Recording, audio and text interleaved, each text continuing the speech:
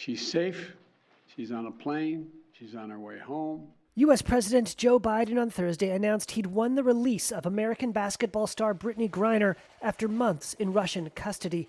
Griner was arrested in Russia in February, tried and convicted of drug charges, and sentenced to 9 years in a penal colony. After months of being unjustly detained in Russia, held under intolerable circumstances, Brittney will soon be back in the arms of her loved ones, and she should have been there all along. The Russian Foreign Ministry said Moscow had exchanged Griner for convicted Russian arms dealer Viktor Bout. Dubbed the Merchant of Death, Bout spent decades trafficking guns to rogue states, rebel groups, and murderous warlords. He was nabbed in a sting operation in 2008, extradited to the U.S., and sentenced to 25 years in prison.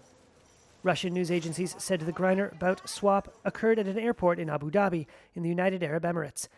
Griner has maintained that it was a, quote, honest mistake that led to her arrest and did not mean to break the law. She had a prescription at the time in the U.S. for medical marijuana for relief from chronic injuries.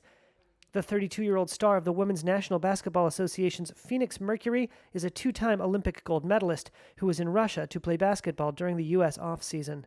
Biden described Russia's prosecution of Griner as a, quote, show trial and said he never wavered in his commitment to see her freed. She wrote to me back in July. She didn't ask for special treatment, even though we've been working on a release from the day one. She requested a simple, quote, please don't forget about me and the other American detainees. Biden said he would continue to work toward the release of other Americans he said were unjustly detained, naming Paul Whelan, who is currently in Russian prison. Today, my family is whole, but as you all are aware, there's so many other families who are not whole.